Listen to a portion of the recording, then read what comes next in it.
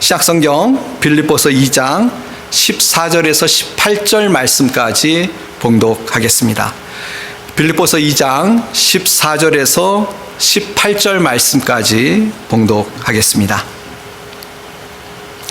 모든 일을 원망과 시비가 없이 하라. 이는 너희가 흠이 없고 순전하여 어그러지고 거스리는 세대 가운데서 하나님의 흠없는 자녀로 세상에서 그들 가운데 빛들로 나타내며 생명의 말씀을 밝혀 나의 다름질이 헛되지 아니하고 수고도 헛되지 아니하므로 그리스도의 날에 내가 자랑할 것이 있게 하려 함이라. 만일 너의 믿음의 제물과 섬김 위에 내가 나를 전제로 드릴지라도 나는 기뻐하고 너희 무리와 함께 기뻐하리니 이와 같이 너희도 기뻐하고 나와 함께 기뻐하라. 아멘. 부모의 신앙이 좋다고 해서 그 자녀들의 신앙까지 좋아진다는 보장은 없습니다. 그러니까 부모가 신앙이 좋고요, 또 교회에서 어떤 직분으로 봉사하고 살았느냐가 그 자녀들의 신앙을 보장해 주지는 않는다는 것입니다. 성경에도 그런 예를 우리가 찾아볼 수 있죠. 이 사무엘상 2장에 보시면 엘리 제사장이 소개가 되고 있습니다. 엘리는 이 대제사장이었는데요, 이스라엘 백성의 이 제사장으로서 영적인 책임을 맡고 있었던 사람입니다. 그러나 이 사무엘상 2장 12절에 보시면요, 엘리의 아들들은 불량자라 여호와를 알지 아니하더라. 이건 개역성경입니다. 개역성경에 보면 아예 엘리의 아들들을 불량자라고 소개하고 있습니다.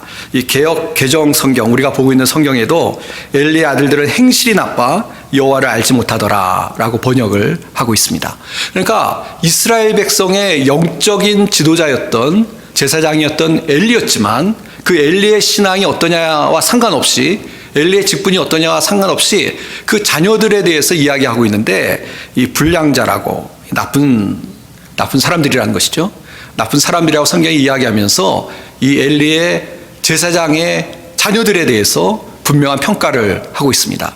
그뿐만 아니라 그 불량자 어떤 모습에 있어서 정말 못된 사람들이었는지 계속 소개를 하고 있는데요, 우리가 그걸 오늘 자세히 살펴보진 않겠습니다만 분명한 것은 암만 직분이 어떠냐에 상관없이 그 자녀들의 신앙이 보장되고 있진 않다라는 것을 확인할 수 있는 성경의 말씀입니다. 어디 엘리만 그렇습니까?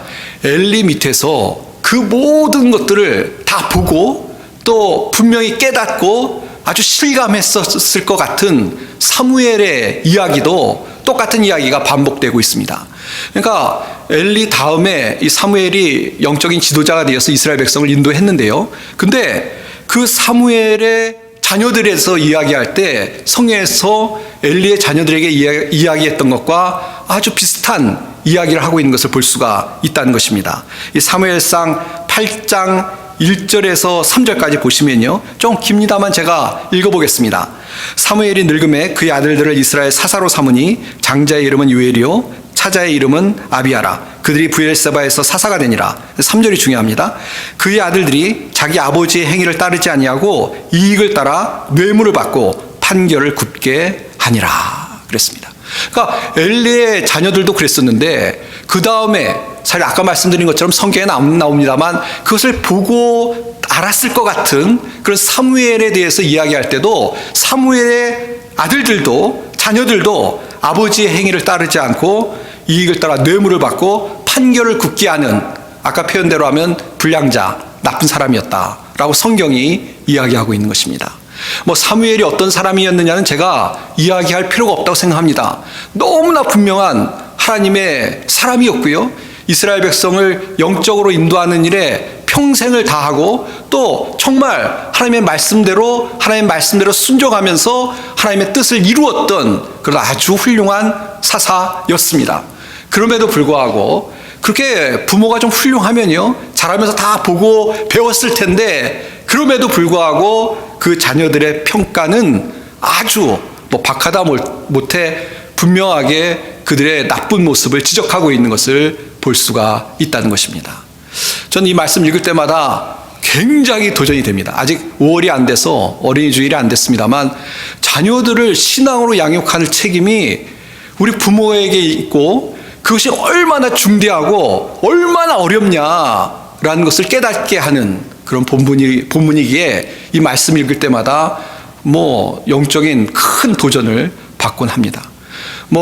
제가 목사지만 저희 자녀들 저의 이 타이틀 때문에 거저 신앙적으로 훌륭한 사람이 될 거라고 조금도 생각하지 않습니다. 그렇기 때문에 정말 자녀들을 위해서 눈물로 기도하고 헌신해야 되겠다라는 도전을 받곤 합니다. 자, 왜 이 말씀을 오늘 드렸냐면 자녀들 교육에 대해서는 다음번에 기회가 있으면 말씀을 나누려고 하고요. 왜 이 말씀을 드렸냐면 우리가 이 신앙생활 하는 데 있어서요, 그 자녀들의 어떤 신앙이라는 것은 그 자녀들의 신앙에 열심히 있어야, 그 자녀들이 결단을 내리고 정말 하나님 앞에 온전한 삶을 살아야 믿음으로 바르게 살 수 있다라는 것을 깨달을 수 있는 본문이기 때문에 이 본문을 소개해 드렸습니다. 이게 무슨 이야기냐면요, 오늘 이 말씀을 드리려고 한 건데요, 우리가 하나님의 자녀입니다. 그렇죠? 성경을 하나 보면 갈라디아 4장 6절에 보면 너희가 아들이므로 하나님이 그 아들의 영을 우리 마음 가운데 보내사 아빠 아버지라 부르게 하셨느니라 라고 성경이 이야기하면서 우리가 하나님의 자녀라고 성경은 분명히 이야기합니다. 우리 하나님의 자녀가 되었습니다. 하나님의 자녀가 되어서 이제는 하나님의 자녀로서 살아가는 정말 신분이 바뀐 하나님의 축복을 받은 사람들이 되었습니다. 자, 그런데 올해 이 빌립보서 말씀을 우리가 보면서 계속 반복하고 있는 것이 뭐냐면 우리가 믿음으로 하나님의 은혜로 구원받았지만 그러나 구원받고 나서 우리의 삶의 모습이 변화되어가는 그런 신앙의 열심과 신앙의 결단과 하나님을 의지해서 주님을 닮아가는 모습이 있어야 된다라는 말씀을 드렸는데 오늘 똑같은 말씀을 성경에서 확인할 수 있다는 것입니다.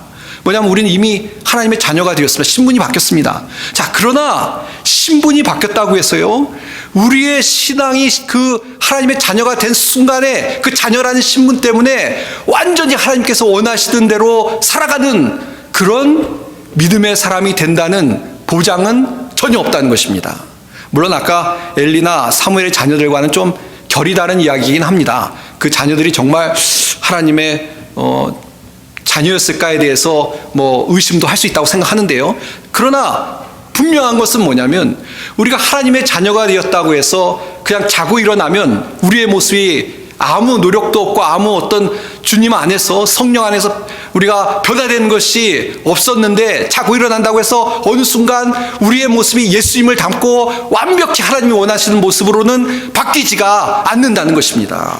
그러니까 우리도 자칫하면 하나님의 자녀란 신분은 있지만 그러나 하나님 보시기에 정말 우리의 행실이 나쁠 수도 있고요, 우리가 어린아이와 같은 그런 모습으로 신앙생활을 할 수도 있다라는 사실을 우리가 깨닫고 경각심을 가지고 영적인 경각심을 가지고 살아갈 필요가 있다는 것입니다. 아까 엘리나 사무엘 자녀를 소개하면서 어떤 생각이 드셨습니까? 그 부모가 특별히 사무엘 같은 경우는 얼마나 가슴이 불탔겠습니까? 이거 정말 아마 하루도 마음 편하지 못했을 거라는 생각을 갖습니다. 우리가 신앙생활 하면서요, 꼭 하나님의 마음을 표현하는 게 참 어렵습니다만 우리가 하나님의 자녀의 신분을 갖고 살아가는 동안 우리가 하나님 뜻대로 살지 않고 정말 예수님을 닮아가려는 노력이 없이 너무나 영적으로 유치하고 어리석게 살아간다면 하나님의 마음의 심정이 어떨까라는 생각을 우리가 좀 해봐야 되겠다라는 마음을 갖습니다. 그래서 우리가 하나님의 자녀는 하나님의 자녀의 모습, 그러니까 그리스도의 복음에 합당하게 생활하자고 했는데요, 하나님의 자녀의 합당한 모습으로 살아가는 것이 중요하고 그것이 하나님의 기대라는 것을 우리가 잊지 않고 살아가야 될 줄 믿습니다. 그래서 오늘 본문의 말씀 이제 돌아가서 보시면요, 14절부터 다시 한번 15절 이렇게 말씀 보겠습니다. 모든 일을 원망과 시비가 없이 하라. 이는 너희가 흠이 없고 순전하여 어그러지고 거스리는 세대 가운데서 하나님의 흠 없는 자녀로 세상에서 그들 가운데 빛들로 나타내며 그랬습니다. 여기 보면 눈에 번쩍 들이는 단어가 있죠. 하나님의 흠없는 자녀로. 여기서 지금 뭘 이야기하냐면 우리를 향해서, 이게 물론 직접적으로는 빌립보 성도들을 향해서 하는 말씀입니다만 뭐 우리에게 해당되는 것이죠. 우리를 향해서 하나님의 자녀라고 이야기하는데 어떤 자녀냐면 흠없는 자녀로 세상에서 그들 가운데 빛들로 나타내며, 그러니까 빛들로 나타내기를 원한다는 것이죠. 그러니까 오늘 본문의 말씀에 중요한 핵심 내용이 뭐냐면 우리가 하나님의 자녀인데 정말 이 어떤 세대라고 합니까? 어그러지고 거스러지는 이 세대, 이 세상 속에서 흠없는 자녀, 하나님의 뜻에 합당한 자녀로 나타나기를 원한다라는 말씀을 우리에게 주고 있는 것입니다. 그러니까 오늘 본문의 말씀도 똑같은 말씀을 우리에게 주시는 거죠. 우리가 주일마다 계속 살펴보고 있는데 하나님의 자녀로서 이 거스러지고 어그러지는 세상 속에서 세상을 본받는 것이 아니라 정말 하나님의 자녀다운 그런 모습으로 살아가는 그런 기대를 하나님이 하시고 그런 모습으로 살아가야 된다라는 영적인 도전을 우리에게 주고 있다는 것입니다. 그래서 14절 말씀을 봤는데 14절도 이런 의미에서 이제 하나님의 자녀라는 뒤에 나온 단어의 의미를 따라서 우리가 이해를 하자면 이런 것 같습니다. 원망과 시비가 없이 하라 모든 일에, 이렇게 말씀하고 있죠. 이게 뭐 하나님과 우리 사이에 뭐 원망과 시비를 얘기하는 것이 아니고 특별히 우리 형제들 사이에 원망과 시비가 없이 하라. 물론 안 믿는 사람과의 관계에서도 해당되는 것입니다만 1차적으로 형제들 사이에, 우리 믿는 형제 자매들 사이에 원망과 시비가 없이 하라 라는 말씀으로 이해할 수 있는데요. 뭐냐면 하나님의 자녀들이 이 땅을 살아가는데 뭐 어떤 세상적인 또 인간적인 모습으로 서로 원망, 불평하고, 이 불평이라고 하니까 너무 점잖은데요. 비판하고 정죄하고 서로 깎아내리고 또 시비는 뭡니까? 다투는 것이죠. 서로 분쟁하고 이런 모습으로 살아가지 말라는 것입니다. 그것은 하나님의 자녀의 모습이 아니라는 것이죠. 예. 그런 모든 일에 원망과 시비가 없이 하라. 원망과 시비가 없이 하라. 그것이 하나님의 자녀의 모습이다 라고 15절과 연결해서 우리가 이해할 수 있는 것입니다. 사실 그렇죠. 저도 이제 그런 이야기를 참 많이 듣는데요.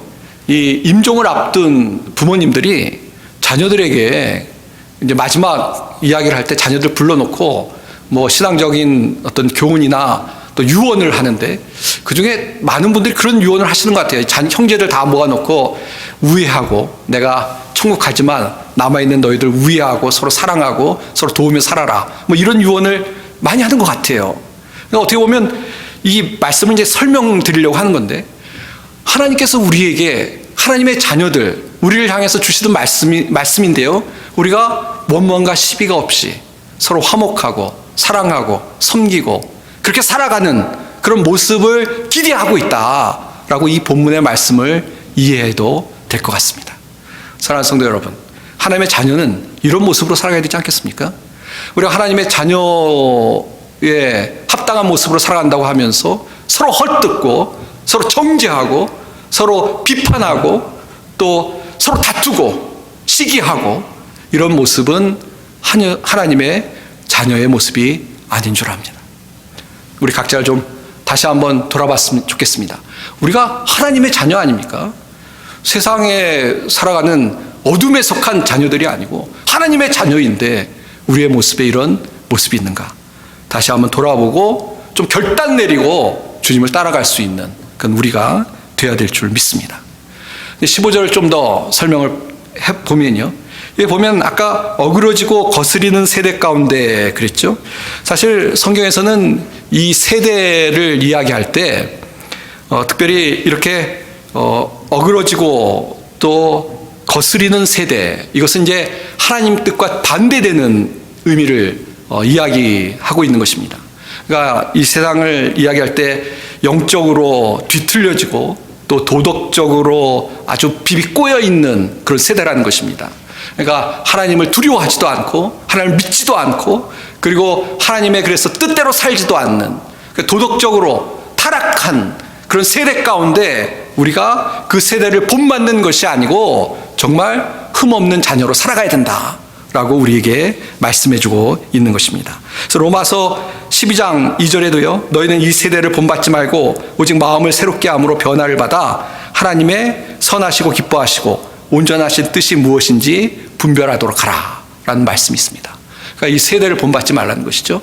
물론 이 세대라는 건 세대에 있는 아름답고 좋은 것을 이야기하는 것이 아니고, 이 세대, 아까 얘기한 대로 영적으로 어둡고 꼬여있고 뒤틀려 있고 그래서 도덕적으로 타락한 그런 세대를 본받지 말고 하나님의 자녀로서 흠없는 자녀로 살아갈 수 있도록, 순전한 자녀로 살아갈 수 있는 그런 우리의 모습이 되어야 된다라고 우리에게 말씀해주고 있는 것입니다. 사랑하는 성도 여러분, 우리가 세상을 살아가는 동안 세상에 끌려가서는 안 되는 것이죠. 우리가 오히려 하나님의 자녀로서 세상을 변화시키고 또 세상의 빛으로서 세상을 비출 수 있는 그런 우리의 모습이 되어야 될 줄 믿습니다.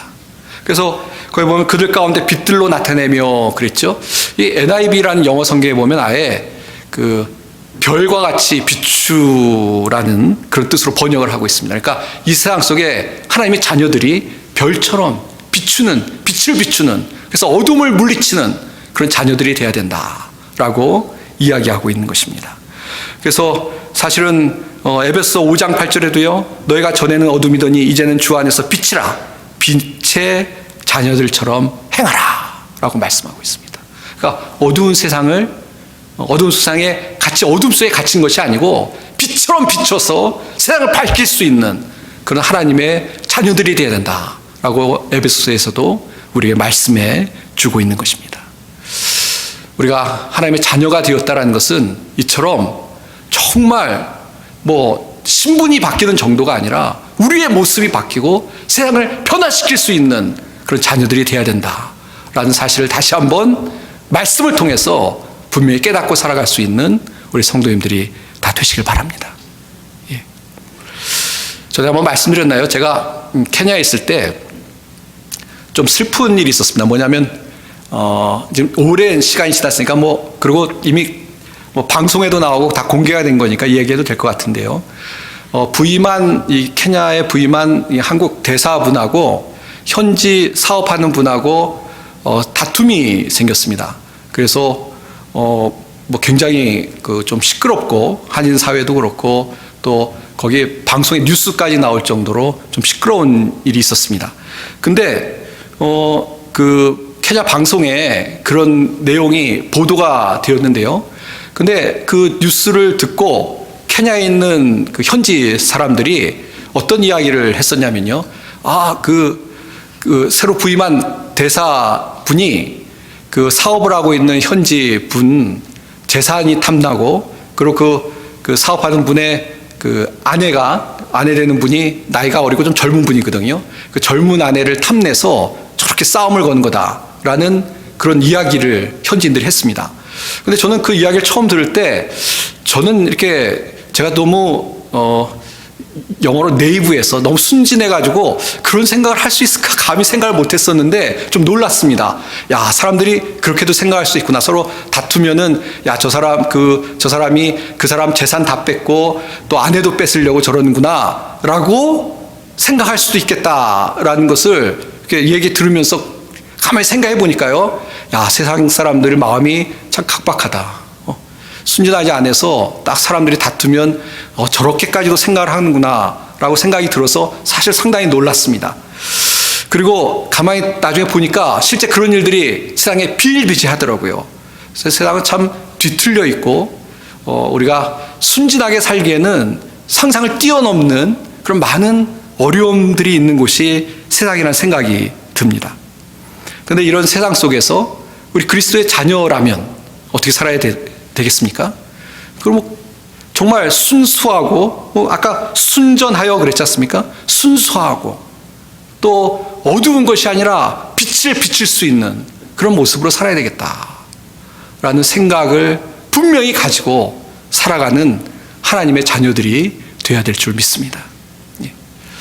지난주 새벽 기도 때 잠깐 말씀드렸습니다만 지난주에 그 한국에 어떤 뉴스가 하나 있었는데요. 굉장히 이렇게 개인적으로 여러 가지 생각을 많이 하는 뉴스였습니다. 혹시 들으신 분이 있을지 모르겠습니다. 또 새벽기도에 제가 소개해서 들으신 분이 계실 텐데요. 어떤 내용이었냐면 어떤 그 개척교회 목회자의 그 딸이 인터넷에 글을 올렸습니다. 어떤 글이었냐면 어떤 교회에 출석한 분들이 계신데 그 가족분 중에 이제 부가 나오고 딸이 나오는데 그 딸이 교회에 와서 그 휴대폰을 충전한다는 얘기입니다. 그래서 처음에 뭔가 충전할 수 있다고 생각이 들죠. 우리 성도님도 오늘 오면서 모르고 왔다가 휴대폰 배터리가 없으면 뭐 충전해야죠. 근데 그런 내용이 아니라 주일날뿐만 아니라 평일날도 와서 휴대폰을 충전하는데 온 가족 휴대폰 다 가지고 오나 봐요. 한 4개 휴대폰 갖고 오고 그다음에 패드도 갖고 오고 그다음에 보조 배터리라는 거 있지 않습니까? 그 보조 배터리라는 것도 몇 개씩 가져와서 충전을 한다는 것입니다. 그래서 이제 그 개척교회 목사의 딸이 글을 올린 거예요. 이게 글쎄 너무 이게 어떻게 생각하는지 사람들에게 묻는 글을 올린 거였습니다. 그러면서 이제 딸 입장에서는 개척교회니까 교회가 어렵고 또 그 목사님이 아마 교회가 어려우니까 일을 하는 것 같아요. 이중직을 하시면서 개척을 하는데 너무 이렇게 그러는 모습이 이제 보기에 불편했던 거예요. 불편하고 실제적으로 자꾸 그러니까 이제 그것에 대해서 어떤 마음에 답답함이 있어서 글을 올렸습니다. 저는 이제 그 글을 보면서 아까도 말씀드렸습니다만 오해하시면 안 됩니다. 교회 충전하십시오. 괜찮습니다. 충전하셔도 돼요. 예. 다만 좀 지나친 것 같아요. 그렇죠? 어쩌다가 이게 방전이 돼서 교회 와서 충전하는 건 좋은데 일부러 바리바리 다 싸갖고 와가지고 충전하고 가는 거는 조금 아닌 것 같다는 생각도 들고 또 이제 어떤 생각이 저한테는 들었냐면 오히려 제일 좋은 거는 뭐냐면요. 어려운 교회니까 내가 뭔가 바리바리 싸와서 교회에다 이렇게 기증하는 것이 더 좋은 거잖아요. 교회의 어떤 것을 이렇게 이용하는 것보다 그런 생각이 들었습니다. 그러면서 제가 한 분이 생각이 났어요.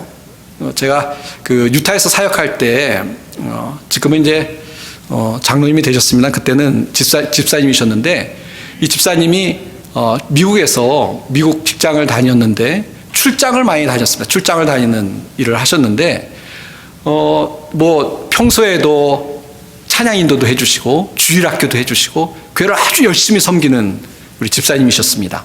근데 이 집사님이 출장을 많이 다니니까 호텔을 많이 이제 호텔을 이용하셨어요.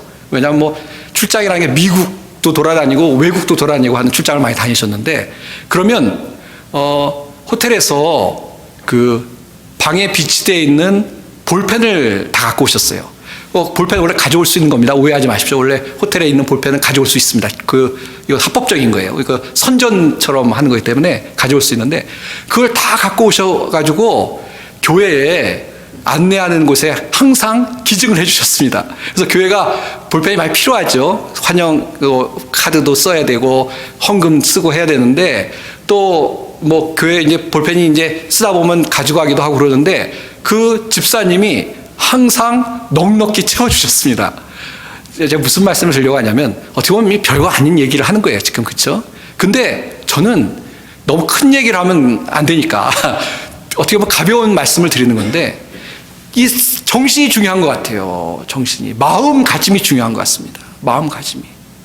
내가 다른 사람을 혹은 다른 교회를 이웃을 어떻게 대하고 어떻게 섬길 거냐 하는 그 마음가짐 그것이 우리 행동으로 나타나고 그것이 쌓여서 하나님의 자녀의 품격을 드러낸다고 믿습니다. 근데 마음에 하나님의 자녀인데 풍성하고 여유 있고 순진하고 또 이타적이고 그런 마음이 있어서 정말 행동으로도 그것이 나타나고 그래서 하나님의 영광을 빛의 자녀로 영광을 드러내는 그런 사람이 될 것이냐 아니면 하나님의 자녀인데 그냥 각박하고 이기적이고 오늘 원망과 시비 이야기를 했는데요. 그냥 만나면 까탈스럽고 만나면 싸움을 일으키고 그런 하나님의 자녀라면 그것은 하나님의 영광을 드러내지 않는 그건 하나님의 자녀일 것이다 라는 생각을 해보게 됩니다. 사랑하는 성도 여러분, 어떻게 생각하십니까? 어떤 자녀가 되기를 하나님이 원하시고 어떤 자녀를 하나님이 기뻐하시겠습니까? 다시 한번 하나님의 자녀라는 신분이 얼마나 귀하고 놀랍고 은혜스러운 것을 기억하고 그 자녀의 합당한 모습으로 살아갈 수 있는 우리 모든 성도님들이 다 되시길 바랍니다. 오늘 본문의 말씀에 보면 그 사도 바울의 개인적인 좀 이야기가 소개되고 있습니다. 개인의 어떤 고백이라고 할까요? 뭐라고 고백하고 있냐? 16절 보시면요. 17절 보겠습니다. 만일 너희 믿음의 재물과 섬김 외에 내가 나를 전제로 드릴지라도 나는 기뻐하고 너희 무리와 함께 기뻐하리니 18절도 봅니다. 이와 같이 너희도 기뻐하고 나와 함께 기뻐하라. 이렇게 하나님의 자녀로 어떻게 살 것이냐에 대해서 권면을 해주고 나서 사도 바울이 지금 이야기하는 것은 뭐냐면 나는 너희들을 위해서 이 전제로 드린다는 것은 뭐냐면 제사를 드리고 나중에 제사의 마지막에 이 포도주를 붓는 것인데요. 그런 어떤 제사의 형식인데요. 사실 이 포도주라는 것이 상징하는 것도 있고 여기서 말씀하는 건 뭐냐면 자기의 마지막을 마치 피처럼 희생해서까지 너희들을 위해서 희생할 것이다 라는 그런 지금 말씀을 하고 있는 것입니다. 그러니까 제사의 마지막에 포도주를 붓는 것처럼 내가 나를 부어서 나의 피를 붓고 나의 모든 생명을 부어서 너희를 위해서 섬기겠다, 희생하겠다 라는 지금 이야기를 사도 바울이 하고 있는 것입니다. 근데 이렇게 이 자녀의 모습인 거죠. 다른 사람을 위해서 내가 성도들을 위해서 희생하겠다라는 이야기를 하면서 그 다음에 중요한 이야기를 합니다. 뭐냐면 나는 기뻐하고 너희 무리와 함께 기뻐하리라. 이와 같이 너희도 기뻐하고 나와 함께 기뻐하라 라고 말하고 있습니다. 이게 무슨 이야기냐면요. 좀 짧게 말씀드리면 이렇습니다. 사도 바울이 자기를 희생하는 거에 대해서 뭐라고 얘기하냐면 난 그거 기뻐한다라고 얘기하고 있습니다. 기뻐하고 너무너무 기뻐한다. 그러면서 너희들도 기뻐해라 라고 이야기하고 있습니다. 이게 뭐냐? 사도 바울이 우리가 지금 하나님의 자녀로 어떻게 살지 그런 이야기를 하고 있는데요. 자기를 희생하는 거에 대해서 이야기를 하고 있는데요. 사도 바울의 그 희생이라는 것이 억지로 하는 것이냐, 맞지 못해서 하는 것이냐, 그게 아니고 너무너무 기뻐하고 그렇게 희생하는 것에 대해서 감격하고 기쁨으로 나는 이 일을 한다 라고 지금 우리에게 외치고 있다는 것입니다. 저 이 말씀이 오늘 말씀을 준비하면서 너무 은혜스러웠던 게 뭐냐면요. 제가 지금 올해 들어서 벌써 4월인데 그리스도의 복음에 합당하게 살자. 오늘은 그리스도의 자녀에 합당하게 살자라는 말씀 드리고 있는데요. 자꾸 이렇게 살아야 된다라고 어떤 예수님을 닮아야 된다고 외치고 있는데요. 제 마음의 부담감은 뭐냐면 내가 주일날 갔더니 또 우리 목사님이 이렇게 살라고 또 막 무거운 짐을 나에게 내려주시네라고 고민할까 봐 걱정입니다. 그렇게 하지 마십시오. 우리가 이렇게 하나님의 자녀대로 사는 것은요. 사실은 우리의 기쁨인 줄 믿습니다. 또 그렇게 살도록 우리가 힘쓸 때 억지로 나 죽었다라고 생각하지 마시고 이것이 나의 기쁨이다. 내 주님을 위해서 이렇게 살 수 있으니 얼마나 영광스러워 기쁘냐라는 마음을 가지고 주님을 위해서 그리스도의 자녀대로 살아갈 수 있는 우리 성도님들이 다 되셨으면 좋겠습니다. 얼마나 좋습니까? 하나님의 자녀가 되어서 원망과 시비 대신 사랑으로 사람들을 녹이고 섬김을 통해서 하나님의 영광을 드러내고 기뻐서 일을 감당하지 않고는 견딜 수 없는 그런 마음으로 살아갈 수 있는 우리 모든 성도님들이 다 되시길 바랍니다. 이제 말씀을 맺겠습니다. 저희 집에 그 액자가 하나 있습니다. 저희 아이들 키우면서 이제 어디 갔다가 그 액자를 파는 걸 보고 눈이 번쩍 뜨여서 저희가 구해 와서 전에는 거실에 붙였던 것 같아요. 지금은 애들이 다 결혼을 안 했어요. 출가는 아니고 독립하고 저희 부부만 살기 때문에 별로 필요가 좀 없어서 화장실에 걸어놨습니다. 근데 뭐냐면 그 패밀리 룰스라고 해서 그 가족들은 이렇게 해야 된다라고 쓰여 있는 그런 액자입니다. 물론 그 뭐 기존에 파는 기성 제품이기 때문에 저희 집에 가훈은 아니에요. 근데 너무 좋아가지고 그걸 붙여놨었습니다. 잠깐 소개를 해드리면 어떤 글귀가 써 있냐면요. 이런 겁니다. 약속을 지켜라.